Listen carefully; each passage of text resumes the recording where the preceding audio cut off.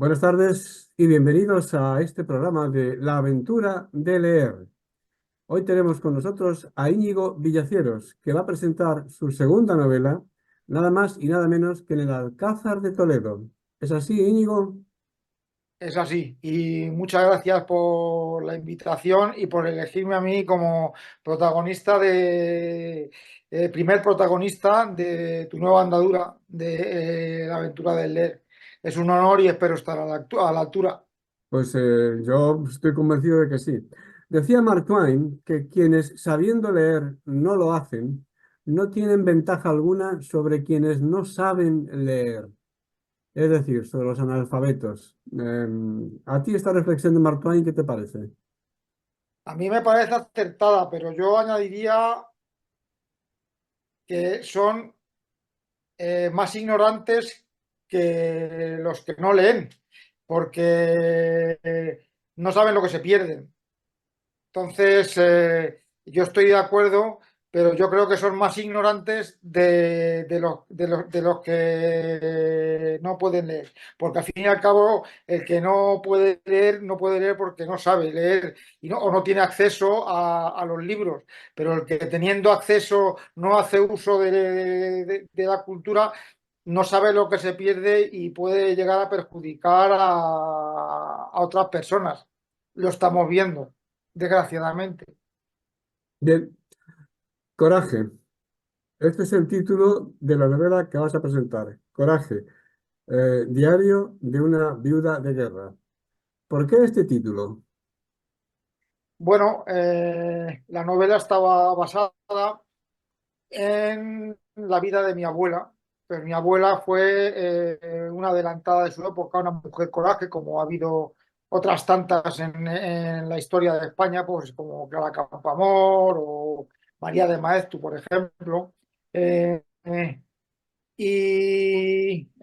Bueno, ella pertenecía a la alta sociedad gaditana y se enamora de un militar, se casan y por circunstancias de la guerra civil pues se ve obligada a huir.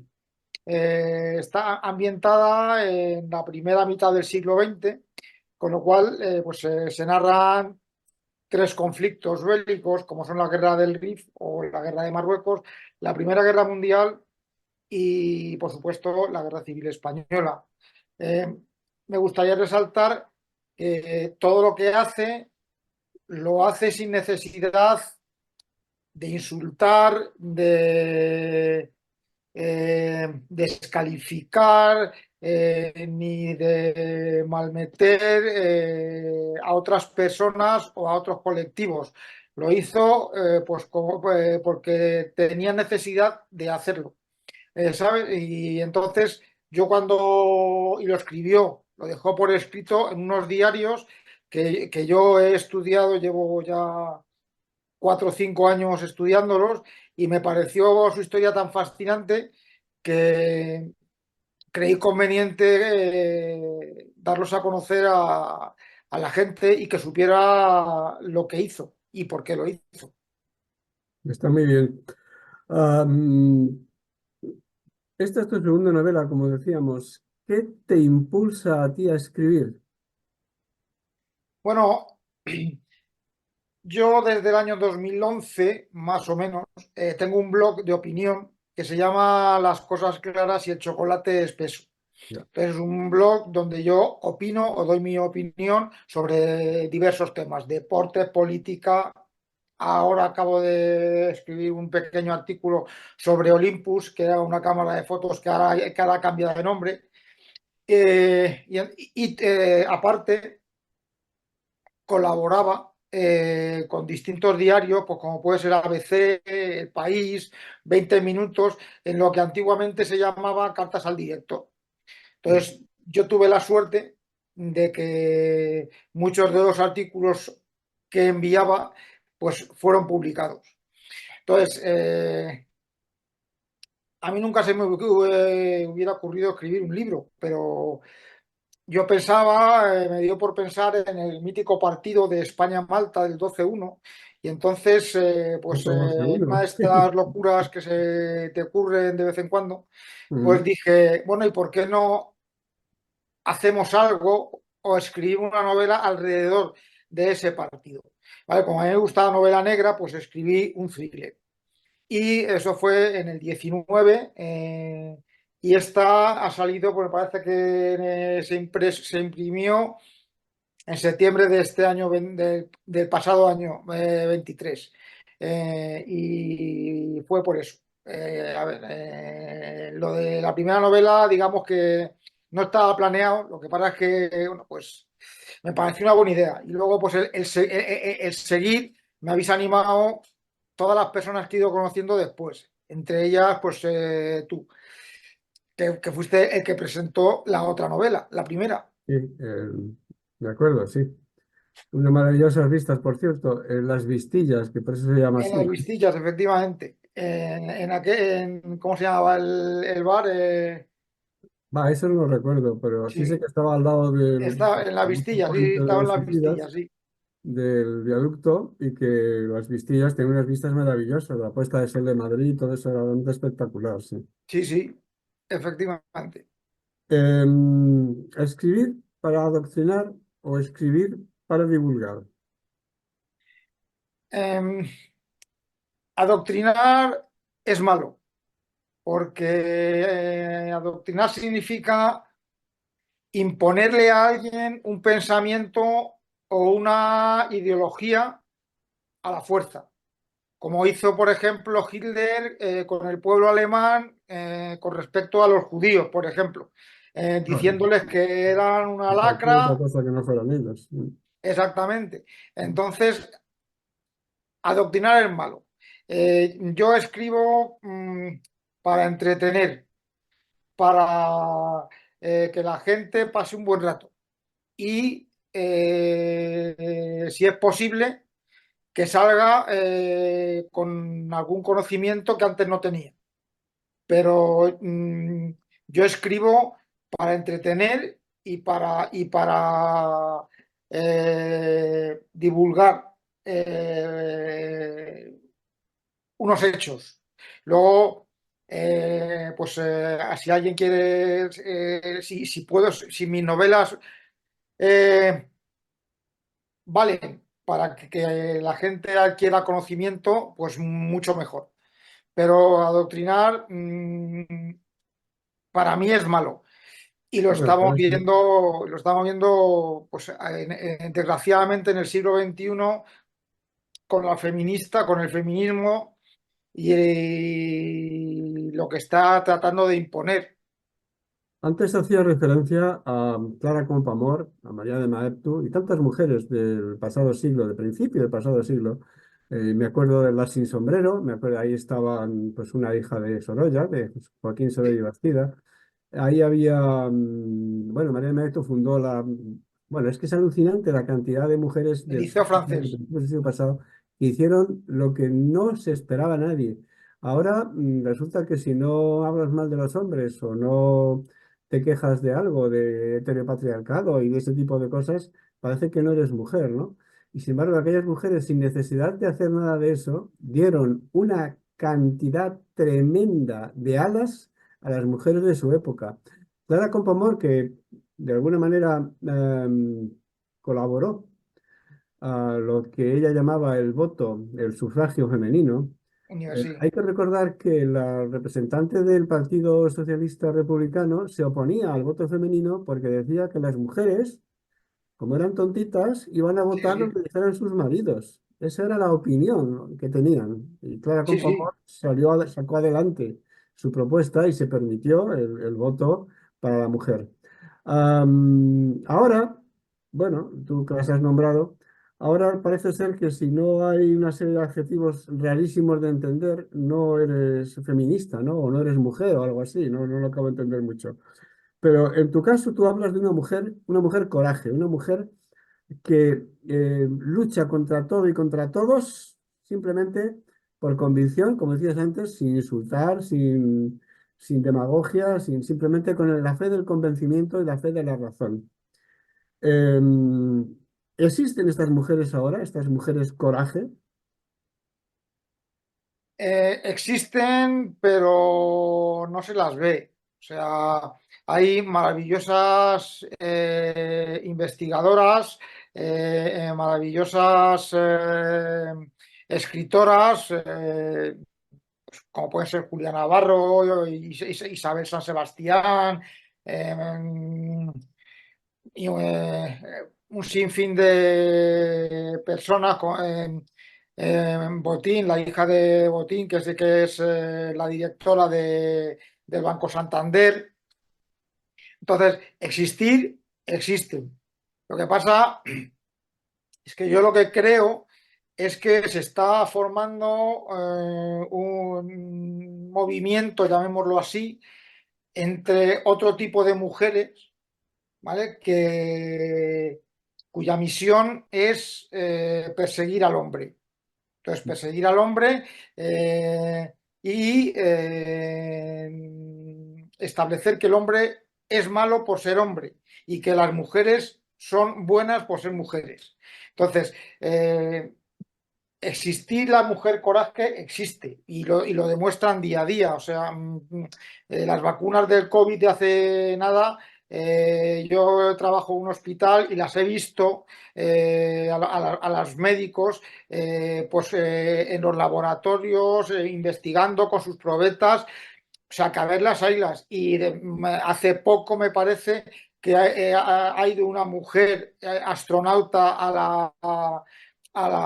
¿cómo se dice? A la estación espacial. A la estación espacial me parece que fue el año pasado. O sea, que existir existen y existen sin hacer ruido. O sea, Ya. que es de lo que se trata. O sea, hacen cosas por convicción, porque ellas creen que deben hacer esas cosas. Eh, la señora Botín sustituyó a su padre al frente del Banco Santander y no era una empresa nada fácil. No, no lo es, no. ¿Sabes? Entonces, Y existir existen. Lo que pasa es que hay un grupúsculo pequeño de mujeres que se creen que son las mejores.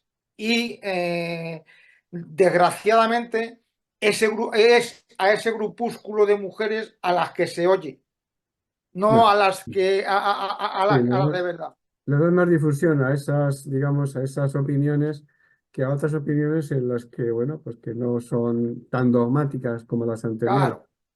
Mira, aquí tenemos una cosa que dice, aviso, la lectura perjudica seriamente a la ignorancia. ¿Qué te parece? Bueno, yo eso lo enlazaría con la reflexión de Mark Twain. O sea, yo creo que hay dos tipos de ignorantes.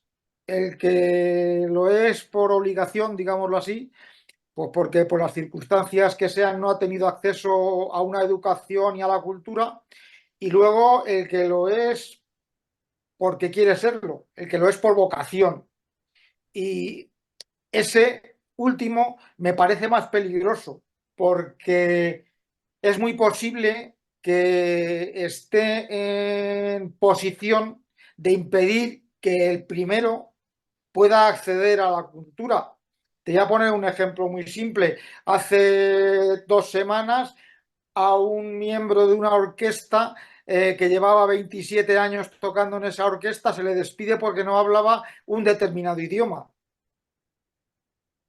Es Sí, decir, porque las notas suenan distintas según el idioma en el que toques, ¿no? exactamente. Vale, vale, vale. Ya lo Entonces, entiendo. Ya lo entiendo. entonces, eso es ignorancia. Por eso te digo que probablemente el que tiene acceso a la lectura no lea, pero puede impedir que el otro lea, porque no le puede, es posible que tenga herramientas para impedirle el acceso a la cultura y a la educación. Bien, tenemos una presentación en ciernes el próximo día 2 de febrero, viernes, a las 7 de la tarde. Vas a presentar Coraje, diario de una viuda de guerra, del que Ujú. tengo el honor de ser prologuista, porque tú me lo pediste. Muchas gracias. Y lo vamos a presentar desde Bohemia Ediciones, Sara Levesque, es la editora, y lo vamos a presentar nada más y nada menos que en la Biblioteca del Alcázar de Toledo, es decir, en el Salón de Actos de la Biblioteca de Castilla-La Mancha, que como todos los toledanos saben, y a los que no son de Toledo se lo digo yo ahora, está situada en, nada más y nada menos en lo que fue la sede de gobernación del mundo. Sí, El Alcázar de Toledo era la Moncloa de la época, ¿vale? Ahí se decía lo que había que hacer en España y en el resto del mundo, porque, en el siglo bien para XVI. mal, era la capital del mundo entonces. Yo hace mucho tiempo que trabajé en Toledo, en la Standard, ahora se llamaba, luego se llamaba Alcatel y ahora ignoro cómo se llama. Y tenía un compañero, José María Díaz Ropero y Olivares, del que tengo muy gratos recuerdos, porque era una persona muy lúcida, muy válida, y lo sigue siendo, porque ahora se dedica un poquito menos a lo de entonces y más a las bellas artes, ¿no? Es un experto en cerámica, Sí, y sí. hace exposiciones y demás. Y él decía, tendremos que conseguir que algún día este edificio, el Alcázar, sea una biblioteca. Yo ignoro si ha sido por su buena voluntad, por sus sueños, lo ignoro por completo. No sé si tuvo algo o no que ver. Lo que sí doy fe es que él siempre decía, yo quisiera que alguna vez este edificio se convirtiese en biblioteca. Bien, pues hoy es la mitad norte, Museo del Ejército, la mitad sur es biblioteca. Es Y ahí biblioteca. vamos a ir a presentar este libro. Sí. Bueno, em, yo te propuse, porque te lo propuse la idea, a ver qué te parecía, porque el Alcázar de Toledo en la Guerra Civil fue destruido. O sea, de hecho, fue minado y destruido, pero paré por paré. Primero cayó una torre, luego la otra, luego la fachada y luego el resto. Y aún así, en los sótanos, en los bajos de los sótanos, pues bajo la dirección del coronel Moscardo resistieron. Entonces, me parece un acto de valentía, pues del calibre de la propia Valentina, del coraje de la propia Valentina. Y fue, yo creo que una de las claves o uno de los puntos neurálgicos de la guerra, donde o sea, donde se luchó más a brazo partido y donde la impotencia de los invasores les hizo retirarse. O sea que me parece, Tuve ocasión de conocer, cuando estaba en Toledo, insisto, el 75 al 80, tuve ocasión de conocer al hijo de uno de los asaltantes y contaba a su padre también, contaba que estaban admirados los asaltantes cuando de debajo de las piedras los defensores salían pegando tiros y sí, diciendo, o pedradas o lo que tuvieran, ¿no? sí, sí, Aquí seguimos. Dice que se quedaron absolutamente paralizados, que no esperaban esa reacción, ¿no? no. Bueno, esa es la anécdota, pero el caso es que lo vamos a presentar en el Alcázar y, bueno, esta circunstancia me reafirma en aquello que decía José María Díaz Ropero y Olivares. Ojalá esto algún día sea una biblioteca. Ahora es una biblioteca, ahora vamos a estar allí. Em, Vamos a ver, ¿qué les propondrías o qué les propones a los invitados, a aquellas personas que vayan a asistir a este acto próximo, insisto, repito, el viernes 2 de febrero a las 7 de la tarde? ¿Qué les propones? ¿Cómo les convencerías para que asistieran? Bueno, en primer lugar, por el simple hecho de ver Toledo o de ver el Alcázar. Mm, Simplemente por eso merece la pena ir a Toledo. Eh, pero en segundo lugar, bueno, voy a presentar una novela histórica de una mujer coraje que eh, pasó parte de la guerra buscando a su marido. Es una novela muy entretenida van a estar entre amigos. Los que vayan allí, pues van a estar entre amigos y se van a divertir y ya van a disfrutar de una tarde muy, muy, muy amena. Pero y de las vistas de las vistas del Alcázar, que según me han comentado desde la cafetería se ve. Es espectacular. Desde la cafetería del Alcázar, espectacular. Porque yo probablemente sea la torre que tiene más altura de las cuatro. Bueno, el Alcázar es plano, lógicamente, está en lo más alto Sí, de Toledo, pero digamos que esta torre está a poniente, da a poniente, tienes la catedral enfrente, bueno, la aguja de la catedral, y en la planta ves el patio, ves el claustro, ves el ayuntamiento. Es alucinante lo que tiene las vistas que ven desde allí. Lógicamente se ve toda la vega, se ve, bueno, hay tampoco es que quiera hacer yo propaganda, pero hay lo que se llama el Cigarral de las Mercedes, ajá, que tiene, acoge, digamos, actos culturales también, y también sí. tienen, puedes pasar ahí unos días, tiene alojamiento, tiene habitaciones, puedes casarte incluso allí, ¿no? Sí, sí, sí, no, no, es curioso.